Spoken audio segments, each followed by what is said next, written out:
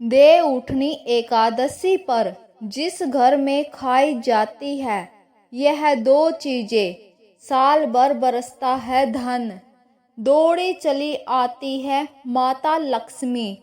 नमस्कार दोस्तों, राधे राधे, जय श्री कृष्णा, हर हर महादेव, जय माता दी।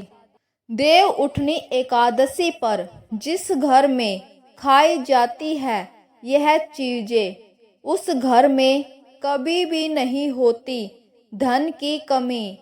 हिंदू धर्म में देव उठनी एकादशी का बड़ा ही विशेष महत्व होता है। कार्तिक माह के शुक्ल पक्ष में आने वाली एकादशी तिथि को देव उठनी एकादशी भी कहा जाता है। यह कार्तिक मास के शुक्ल पक्ष की एकादशी तिथि को मनाई जाती है। इस दिन भगवान विष्णु 4 माह के बाद योग निद्रा से जागते हैं। उसके साथ ही चतुर्मास का समापन होता है।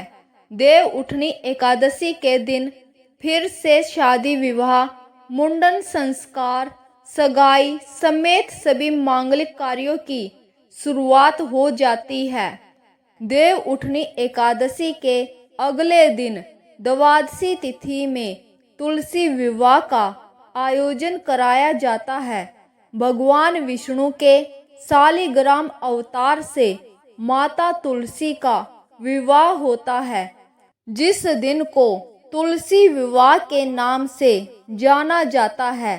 धार्मिक मान्यताओं के अनुसार तुलसी विवाह के आयोजन से घर में सुख समृद्धि और खुशहाली आती है। कार्तिक माह में तुलसी के पौधे की पूजा अर्चना भी शुभ फलदायी माना जाता है।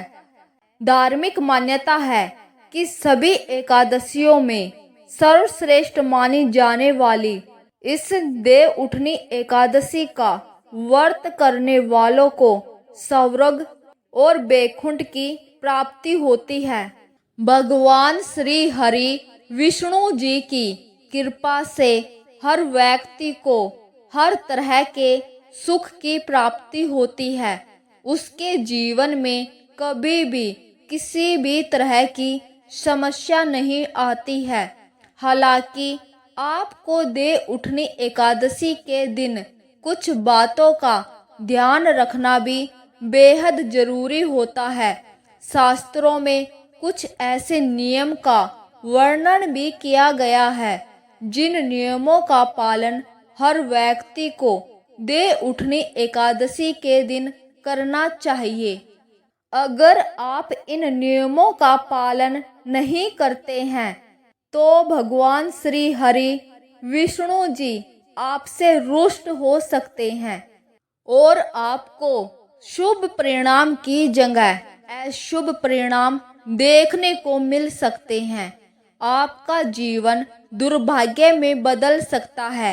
इसके अलावा शास्त्रों में कुछ ऐसी चीजों का वर्णन किया गया है जिन चीजों का भोग आप देव उठनी एकादशी पर भगवान श्री हरि विष्णु जी को लगाते हैं और उस प्रसाद को सभी में वितरित करते हैं, साथ ही स्वयं भी ग्रहण करते हैं, तो आपको विष्णु की असीम कृपा प्राप्त होती है।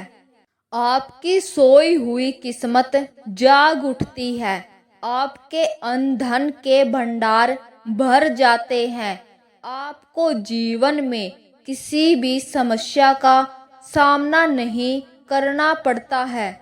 इसके अलावा कुछ चीजें ऐसी भी हैं जिनका सेवन देव उठनी एकादशी पर बिल्कुल भी नहीं करना चाहिए, क्योंकि इन चीजों का सेवन करना अशुभ माना जाता है।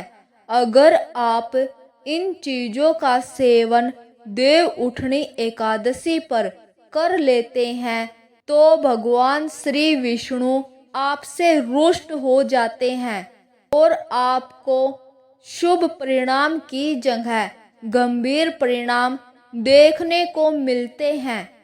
इस वीडियो के माध्यम से मैं आप सभी को बताऊंगी कि इस बार साल 2024 में देव उठनी एकादशी कब है, देव उठनी एकादशी की पूजा विधि क्या है और इस दिन का महत्व क्या है। इसके अलावा देव उठनी एकादशी पर किन चीजों का सेवन नहीं करना चाहिए और भगवान विष्णु को किस चीज का भोजन लगाना चाहिए और किन चीजों का सेवन देव उठनी एकादशी पर बिल्कुल भी नहीं करना चाहिए। इस वीडियो को आपको देव उठनी एकादशी के बारे में संपूर्ण जानकारी मिलेगी। इस वीडियो को देखने के बाद आपको कोई और वीडियो देखने की ज़रूरत नहीं पड़ेगी।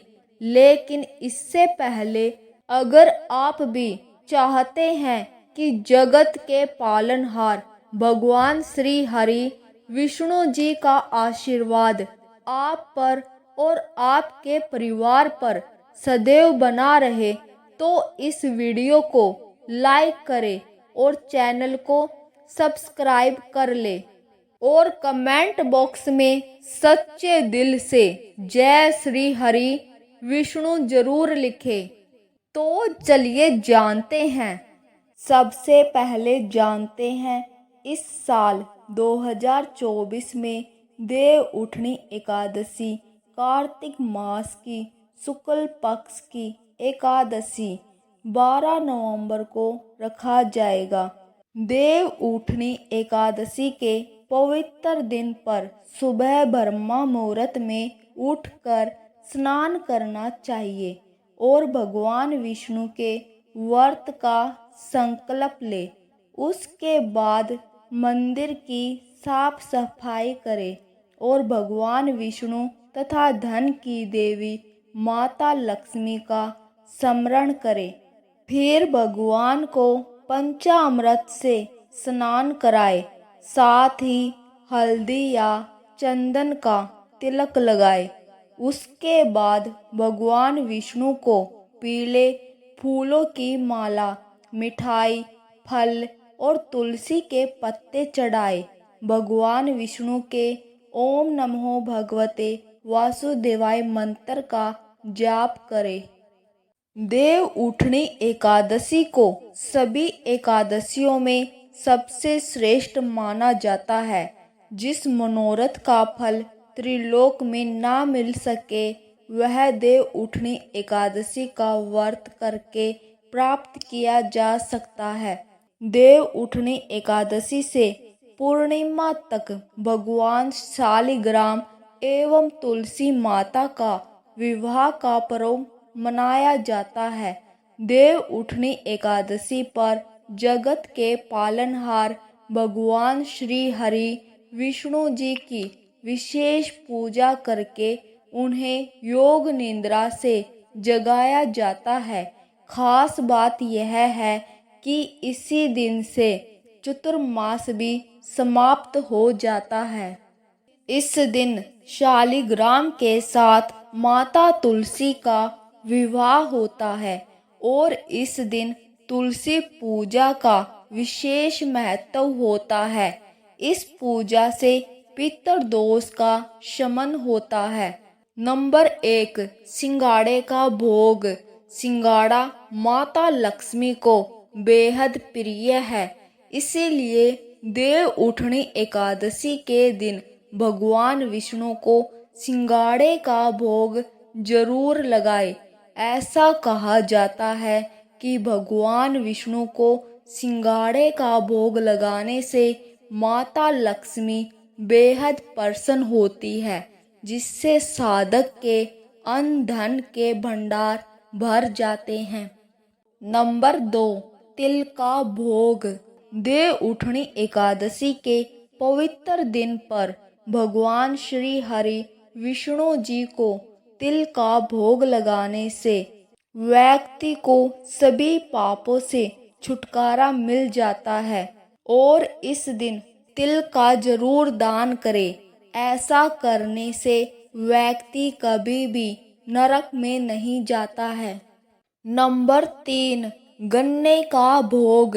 देव उठनी एकादशी के दिन तुलसी विवाह भी होता है, इसलिए गन्ने का मंडप बनाकर पूजा की जाती है और भगवान विष्णु का भोग भी लगाया जाता है। भगवान विष्णु को गन्ना चढ़ाने से सुख शांति की प्राप्ति होती है। नंबर 4, केले का भोग। भगवान विष्णु को केले बहुत प्रिय है, इसीलिए जब भगवान योग निद्रा से जागते हैं तो उन्हें केले का भोग लगाया जाता है। इससे धन वृद्धि होती है और इस दिन केले की पूजा अर्चना भी करनी चाहिए, जिससे जीवन में कई तरह के शुभ फलों की प्राप्ति होती है। नंबर 5, पंचामृत का भोग।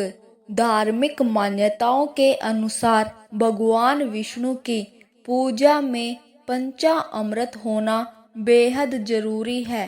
बिना पंचामृत के भगवान विष्णु को भोग नहीं लगाया जाता है, इसलिए देव उठनी एकादशी तिथि के दिन भगवान श्री हरि विष्णु का दूध, शहद, घी, शक्कर से बने पंचामृत का भोग अवश्य लगाए।